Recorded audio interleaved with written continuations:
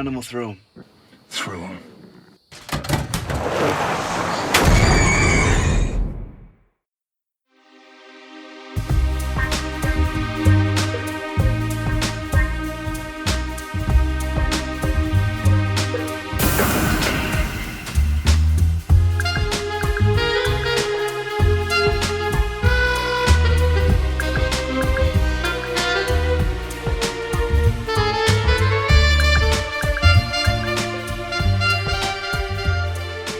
Hello, welcome to Sneak Critique, where we get real with cult films. I'm your host Thomas, and I'm here with my brother and co-host, my bro-host, Brian. Hello. This week we're looking at the films of Kiah Roache-Turner in time for his new feature UK release of Sting. So first up is I think it's the debut feature film, Wyrmwood, Road of the Dead. All we know is there is something in the air that's changing people. Directed by Kiah Roache-Turner and written by, but co-written by his brother Tristan Roache-Turner. The synopsis, as IMDb has it, is a talented mechanic prepares to battle his way through hordes of flesh-eating monsters after his sister is kidnapped on the eve of a zombie apocalypse. The cast is Jay Gallagher as Barry, Bianca Brady as Brooke, Leon Burchill as Benny, Keith Aegis, I think it's pronounced, as Frank, Berin Schwert as the Doctor, Luke Mackenzie as the Captain, Kane Thompson as Kelly, Kiah Roache as Chalker, Catherine Terracini as Annie, and Megan West as Megan. So, do you want to start? Do I want to start? Yeah. Can do, I guess. The intros to characters, I think, are really well done in this. The opening with Benny and Barry going through what they've just gone through in the zombie apocalypse, leading up to how they met, I think it's really well done. Benny telling the story of his brother in the woods and whatnot. Yeah. And Barry is, well... more tragic? Yeah, it seems more tragic due to how he is, though. Yeah. More than anything, I'd say. Barry's a very stoic character as well, isn't he? Yeah, that's why it seems a bit more tragic, I think, when he explains what happened. Yeah. The movie opens up with like a straight out action scene to start with, doesn't it? And then it's like a time jump back as they tell the stories, as you said. Yeah. The title Wyrmwood itself is a biblical thing. It comes from the book of Revelations, which is the idea of the end of the world in the Bible, if I'm right. Yeah. But this is a unique take on the zombie outbreak, I guess, as well. Yeah, it definitely has a unique style as well. Yeah. It's quite B-movie in a way, and a little grindhouse, in the best ways possible, that is, I would say. Yeah. Like, the zombies are great effects. The overall design is pretty unique. I think it's on the DVD case, I can't remember now, but it's got Mad Max elements to it. Yeah. Which I think Road of the Dead is trying to play on the Fury Road thing and the Road Warrior thing, as well as harkening back to Romero's. Yeah, Dawn of the Dead. Yeah, I'm going to say it's like Romero meets Mad Max. Yeah, and then there's like some extra fun elements to it as well, because there is like a lot of dark humour in this, because it is a comedy as well, I would say. Yeah. As all the films seem to be that we'll be discussing today seem to be like comedy horror. Yeah. So I guess there's also the Evil Dead in there through that aspect from Sam Raimi. Yeah, definitely that in there, I'd say. Yeah. What's unique about the zombies in this is the fact that they seem, well, it's not so much the zombies themselves, but fuel doesn't seem to work anymore, does it? No. Like people's cars won't start and so on. No. But strangely, these zombies are giving off like a weird gas through their breath. It's like a green haze in this film. Yeah. And they use that and harvest that to power their cars, which makes it quite unique, because they're having to use the zombies for fuel. Anything else? It was definitely low budget, so like filming on weekends over a period of 4 years. They couldn't even afford props. The guns are just like wooden boards cut to shape and metal pipes attached and bolts attached just to make them look like proper guns. I'd say that's more the shotguns though, because the handguns looked more like handguns. Yeah, I guess you could buy handguns that look the part, maybe toy ones. No, shotguns definitely. Yeah, you don't really see anybody reloading this. No. And it's only when you learn that, I guess that seems a bit odd. Yeah. But no, I really like a lot of the aesthetic in this. Like, they're wearing like sports armor, and hockey masks sort of stuff, or welding masks or something to protect themselves from the zombies. Yeah. I think it's Frank, isn't it? He's the first guy we see like that, armoured up in the, as he saves them, in the workshop. Yeah. Because it's basically a team of survivors for a while, because it's Barry, Frank and Benny. Yeah. And it keeps cutting to Barry's sister, Brooke, every so often, because she's captured, isn't she? Yeah, Brooke's captured and he's off to get her back. Yeah. That's like his main mission. Well, I don't know if he is off to get her back as much as just go find her. Well, yeah, that's what I mean. He's just looking for her. But it's what's interesting is the fact the military or the government seem to be a part of this somehow in cleaning up the zombies, but but they seem to be more concerned about experimenting on them than actually ending the apocalypse and cleaning it up. I'm going to say, you don't know if they're looking for it or just trying to control them or anything like that. The gore in this is actually really good when it gets to the action scenes as well. Yeah, action scenes I think are really well done. I've noted them. Yeah. The camera moves very kinetic. Yeah, I was going to say, I've got kinetic written for every one of these films we discuss. There's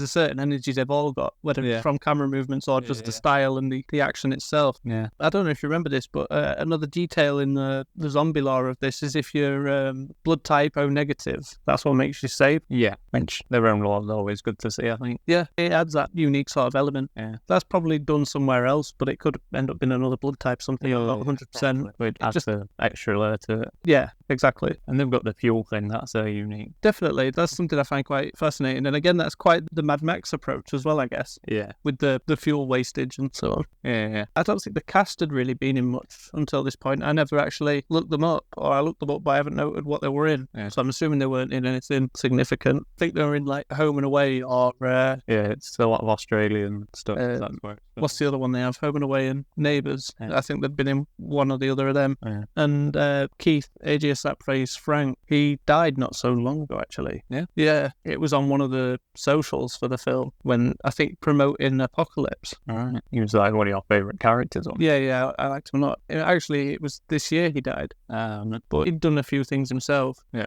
Obviously, this Wyrmwood, he'd done a Jackie Chan film. Yeah, back in 1997, he was in Mr. Nice Guy. That's worth a watch. Yeah. It's directed by Sammo Hung. All right. Do you want to move into the sequel on this? Because I don't feel there's much I can say for this without spoiling some of the stuff. Because there's a bit more of a unique perspective on this that I quite like, but for some people that I've seen in the reviews on IMDb and other places, they think it spoils the film. I should go mention music by Michael Lura. He does pretty much all the music. I'll say he does all of these, doesn't he? Yeah, and he's great on all of them. The main theme for this is great, and that carries over to Apocalypse, so yeah, might as well talk about Apocalypse. Okay. Oh, fantastic. You reckon you can get us in there? Easy. Wyrmwood Apocalypse from 2021 is again written and directed by Kiah Roache-Turner, and Tristan Roache-Turner co-writes. It stars Luke McKenzie as Reese, Shante Ban as Cohen as Maxie, Jake Ryan as the Colonel, Bianca Brady as Brooke, Jay Gallagher as Barry, Taisia Zala as Grace, Nicholas Boucher as the Surgeon General, Goran D. Clute as Doctor, and Tristan McKinnon is Spider. And the synopsis from IMDb is, in a zombie-infested Australian wasteland, Soldier Reese has dedicated his life to tracking and capturing survivors for the Surgeon General in hopes of finding a cure. Reese, I quite like, because it opens with him. Yeah. Well, no, it doesn't actually. It picks up almost where the last one left off, and then it gets to an action scene, and then it cuts back to this new character, Reese. Yeah. I say new character, Reese. He looks exactly like the captain that Barry had to fight in the previous movie. But then I think it's revealed that he's the twin of the captain. Yeah. But I really like Reese in how he's engineered this like little fort for himself to survive, and he's got like zombies in a chicken coop type thing to use for his fuel on a generator and so on. And like trains against him. Yeah. He's got like piked out, had he? Yeah, pretty decent idea. We get a bit of fun. Kind of Mad Max again for this one, isn't it? But it's the same world, I guess. So the same influences are there. In fact, I think it's at the beginning as well. They use Red Right Hand by Nick Cave, Bad Seeds on this. Yeah. It's a great song. A lot of people know it from Scream. It's also featured in Dumb and Dumber at one point. And you'll recognise it in other places. It pops up quite often. Yeah. I noted that there seems to be a big thing about siblings. Yeah, I'd not really thought about that. Because Maxie's often saved their sister Grace. Yeah. You've got Brooke and Barry from the first one. And then there's Reese, who is the twin captain. Yeah, I'd not actually thought about siblings at all. So to do a third one, I'm just expecting maybe another pair of siblings. I would like another one of these, to be honest. Yeah. I felt like I was waiting forever for this. Yeah. The first one led into a possible sequel. Oh, definitely. That's why you kind of wait. Yeah. And this one kind of does it again. Yeah, leaves you wanting a bit more. Yeah. I have another cast member written down that you didn't say. and I don't know if it would be a spoiler to say it, but I think it's like one of the best things in the movie. Yeah. And it's Alex Jewson as Cyborg Zombie. Yeah, because their experiments go a bit further this time, it seems. Yeah, when I first watched this, I think last year now, I thought it was supposed to be the same doctor from the first one, continuing, but it's not. No, got a new doctor and got the Surgeon General in, opened up a bit more. Yeah, the lab's obviously bigger in this one as well. Yeah, we've got more money on this one, it's a bit obvious. Yeah, I didn't have the box office or anything for the first one, actually, but I don't think it profited too well. Don't believe so. I'm surprised you haven't mentioned Reese's 4-barrel, whatever gun that is. Oh, was that this with the 4-barrel gun? Yeah, I remember you pointing it out and watching it, because it's like rather squarish. I don't really know what it was, but it just seems to like push them back. It's like a square shape at the end. It's Yeah. very boxy looking. It looked like something out of a PlayStation 1 game. Or a video game. Yeah. I would say video games are probably an influence for these 3 films that we're discussing today, to be honest. More so when we get to the next film. Yeah. I suppose there's quite a Resident Evil umbrella type thing in it. Yeah, but I guess if that's all you've got to say for this. There was the Wyrmwood Chronicles, a Dead TV series that they pitched. Oh, yeah, that was before this, wasn't it? Yeah. It's like a 7-minute. It says trailer, but it's more like a whole scene. Yeah. And I think there's like a version of that scene made it to this film. Yeah. I wouldn't have minded a TV series of this, to be honest. I'm hoping they just come back for another film. Yeah. The series would have been cool. Definitely. I would say you can do a lot with a zombie apocalypse for a TV show, but then I remembered how The Walking Dead dwindled so fast. There's The Walking Dead, and there's the Resident Evil series on Netflix as well. Oh, that was so long-lived, wasn't it? Or what, 8 episodes? I don't know. I mean, there was a Z Nation. That lasted quite a while, but I never watched any more than the pilot with that. No. Which, actually, the first movie, the poster can be seen in an episode. Yeah. Of Z Nation, that is. It was in the trivia. Oh, right. Yeah, I think it was episode 2 or season 2. I remember there being a 2 there. Right. Season 2, episode 8, Z Nation. Oh, right. So there you go. That was for the first Wyrmwood, though. Yeah. Not Wyrmwood Apocalypse. Right. Anything else you want to say about? Not really, because I mentioned who did the music on the last one. Yeah. Does it for all of it? Yes, So. it's great music. Yeah, I was a bit miffed. I don't think he's back for Sting. Right. I haven't looked much into Sting because I'm looking forward to seeing it in the cinema. Yeah, same. In fact, by the time this episode's out, Sting will have had its UK release, I think the day previous. Yeah, I believe so. Unless we've got dates all mixed up. But from what I've seen, it's had some pretty solid reviews from people. I'm looking forward to seeing it for the fact that it's only Kiah Roache-Turner, isn't it? Tristan doesn't have anything to do with it in terms of writing or directing, And which I don't know if I'm good about that or not. we'll see what Tristan brought to the table, I guess. Yeah, so I guess we're kind of working backwards now then, going to 2018's Nekrotronic. Recently, some evil son of a bitch worked out a way to blast demons inside the internet. Now they can get you through your phones. Who are you people? Howard, you're a necromancer. You're a demon hunter. Like us. Come again? Written and directed by Kiah Roache-Turner as the previous 2, with Tristan Roache-Turner co-writing. Stars Ben O'Toole as Howard North, Caroline Ford as Molly, Tess Horbrick, I think that's pronounced, as Torkel, Epine Bob Savea, I think that is, as Rangi, Monica Bellucci as Finnegan, David Wenham as Luther, Goran D. Klimt is Lurch, Jay Gallagher as Howard's brother, Berin Schwertz as Uncle Dave. And the synopsis, as IMDb says for this film, is a man discovers that he is part of a secret sect of magical beings who hunt down and destroy demons in the internet, which I don't think is a particularly great write-up for the film, but it's kind of accurate. I would say it's more about, it's not so much I guess they are magical beings, but I would say it's more supernatural feeling than weird fantasy magic. I don't know. I don't really know the difference between supernatural and weird fantasy magic. Supernatural is more horror-based, and weird fantasy magic involves, warlocks and shit I don't care about. I think you've just put your own, spin on. Maybe. But no, the fact they managed to get Monica Bellucci and David Wenham for this, I think, shows that there was a budget increase. Yeah. The lead guy himself had been in a fair amount more stuff as well. Ben O'Toole. Yeah. I think you said he was at Hacksaw Ridge and some other stuff. Yeah, Hacksaw Ridge, and I can't remember. But yeah, he'd been in some things. Just something. Yeah, some things. Yeah, Hacksaw Ridge, he'd been in Detroit. Detroit the movie, not the place. Yeah, he was in 12 Strong. A Pirates of the Caribbean movie, Salazar's Revenge. I couldn't tell you which one that one is. I'm assuming it's got Johnny Depp in it. I don't think anyone would tell you which one it is. I know, I've heard people say after the third they all kind of merge into one. Yeah. But I've not watched any more than the first one. So he's clearly got a bit more heft to him as an actor, just through his body of work. No offense to any other cast members, 'cause the cast are pretty solid. They're not the worst actors you can find. Saying that makes them sound worse. I realised after I said it. I mean, they've got Monica Bellucci in this. Not exactly an actress. What? Really? I wouldn't say she's a great actress. I mean, she's been in some great stuff. I mean, she's in Matrix Reloaded, Revolutions, Shoot 'em Up. They're like three of my favourite films.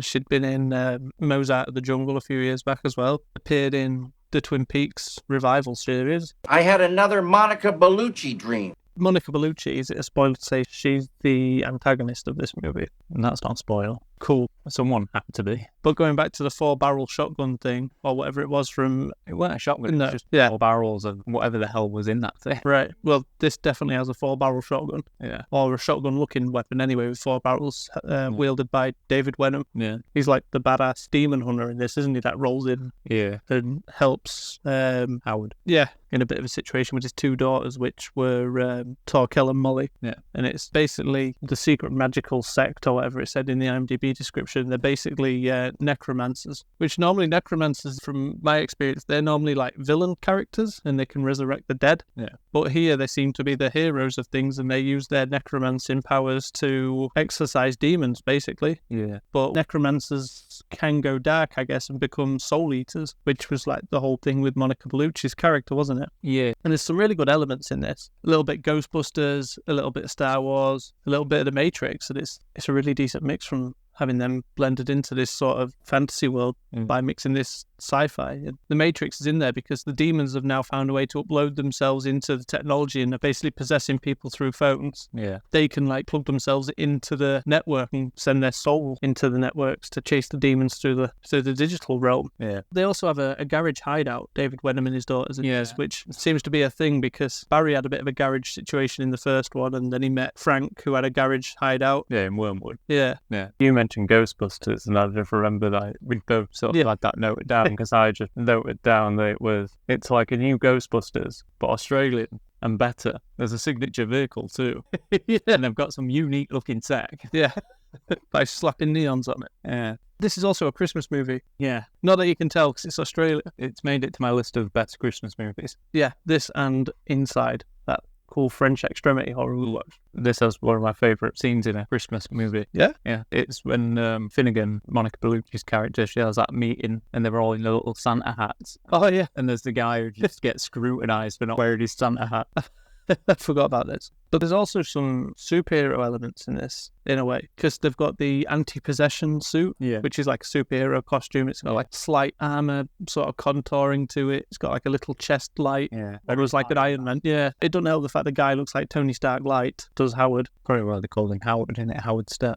Well, I've not thought of that. His father. Yeah. Tony Stark's father, I mean. Yeah, I knew you were getting it. Yeah, well, I don't know if everyone knows. That's a good point. Oh, and this was based on a short film from just the year before Yeah. called Demon Runner. Yeah. We'll put the links from in the description, I guess. Yeah. Because a lot of the cool tech stuff carried over on it into the full film. Yeah. Though parts of that short film to me felt like an actual advert for a gaming app. Yeah, but there's that cool neon styling to this one. Yeah. That works so well. I guess that comes from being able to have a bigger budget as well Yeah. to get decent lighting. And going into the lighting, there's also the cliche, the villains have red and the heroes have blue. I don't know if you spotted that. All Monica Bellucci's monitors had red highlights, and when it cut to the hero team, they had blue. I had not noticed. Yeah, that was great. They got Monica Bellucci in this, and I feel she's a little underutilised. I think she could have been doing more. I thought she did enough. It just seems odd to get such a big name for the... I don't think she's that big a name. I feel like you're thinking she's some sort of A-list actress and hardly anyone really knows. I wouldn't say she's A-list, but she's a big name. She's bigger than David Wenham. I think David Wenham's bigger. David Wenham in the film that has the reputation of irreversible that Monica Bellucci's in. David Wenham's in Van Helsing.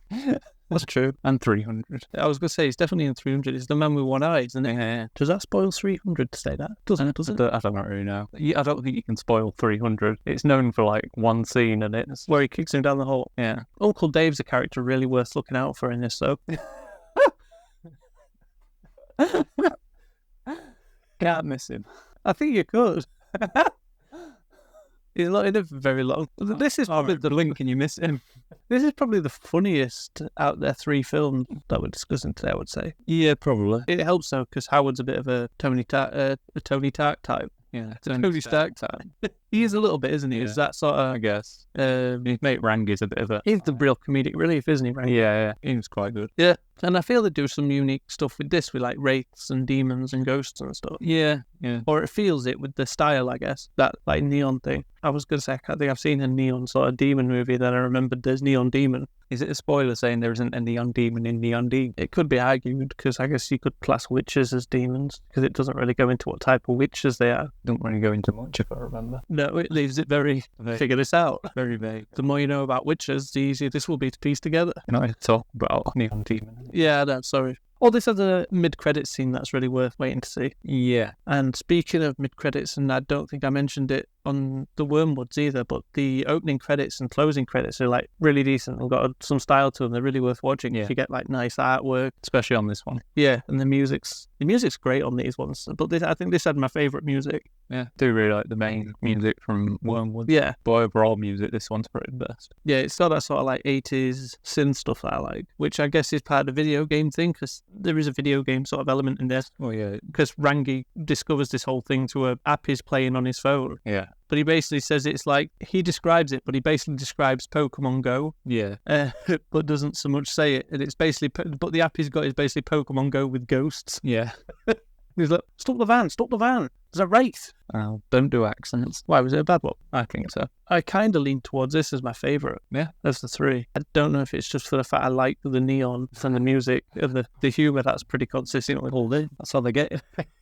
At Christmas, obviously, the spirit of Christmas. I'm a sucker for the spirit of Christmas. I know it. I particularly like all three of these films a lot. The Wyrmwoods really, I would say they merge together, but they don't. No. It would be easy for them to, but they manage not to, because they've got the distinct setup, I guess, by changing the main protagonist in the film. Yeah, which I thought was pretty solid. How they did that one on Wyrmwood. Because it's like, oh, there's the characters that I liked from the first one. Yeah. And then all of a sudden we're back to this new guy who's not quite a new guy, because he was in the last film, but now he's a different character, because he's the brother of. Yeah. And then this one is definitely different from them two. Yeah. But there's something about the director's style that's kind of obvious, but I wouldn't have known it was them from the Sting trailer. No. Sting looks completely different to these from the trailer anyway. Yeah, it does. It looks more like an expected Hollywood creature monster horror thing. But yeah, well, I think it'll be good. I was going to say, I would assume the trailer's just edited that way to get people in. Yeah. Because I think if it looked as sort of indie and unique as these, yeah, there probably wouldn't be the appeal. No. I don't know if we'll get a Wyrmwood sequel, because the whole zombie genre seems to have died now, because everyone got bored with The Walking Dead, so that killed zombies for everyone. Yes. Necrotronic,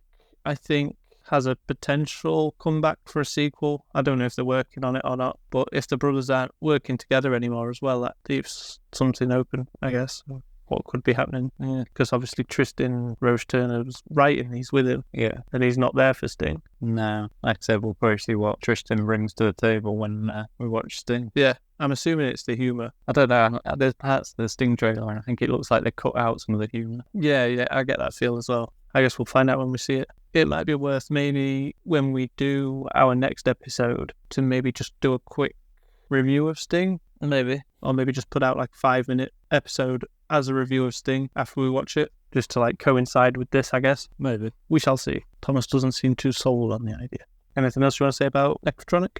I can't remember what you thought the music was saying near the end of it, because it's got like a choir in the music. Oh, it was Michael Lira just having a bit of fun with it, because it's something like Flexilis Anatis, and it's pretty much just saying hot tub rubber duck. Oh, right, okay. I do know that the score has some like sort of internet terminology. Yeah, when it's played backwards, which I thought was kind of cool. Yeah, I did remember seeing that. Which I thought was funny. Definitely. Yeah, it sounds like you just had a lot of fun doing the music and whatnot on that one. Not that you wouldn't have on the previous two, but yeah. Oh, I don't know if you read this on the thing as well, but apparently the original concept, which I don't know is true or not, because of that Demons Runners short film, but the original concept was to be ghost hunters trapped in a haunted house. Yeah, I wasn't sure how true that was either. I'd still watch that, and I guess that could be a sequel idea with this team. Yeah. But I don't know how well it would work. I don't know. But I think if they do film's as good as these, I'd trust it. Yeah, I'm looking forward to Sting because of these three, because I remember I can't remember how I first come across Wyrmwood. I think it's just one film you see on DVD and think, that looks cool. And I'd seen an article about it before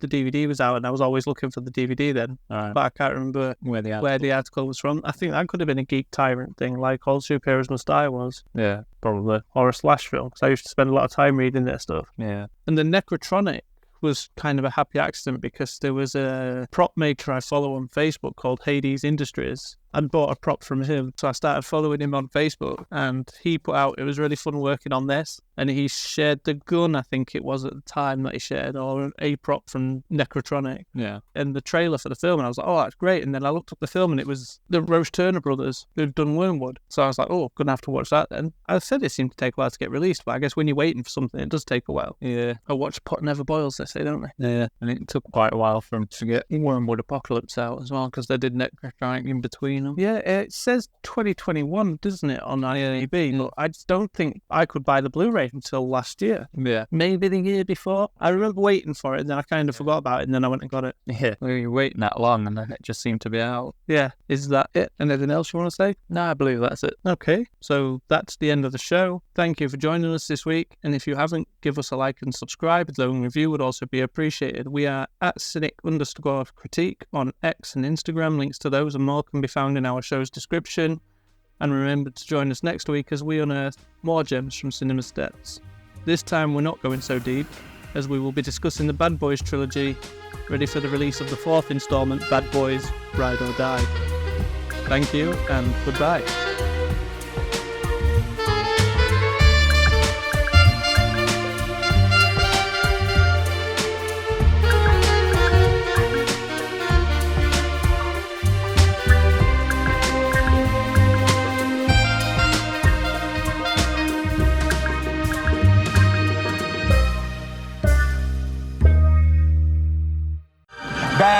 Bad boys, what you gonna do? What you gonna do when they come for you?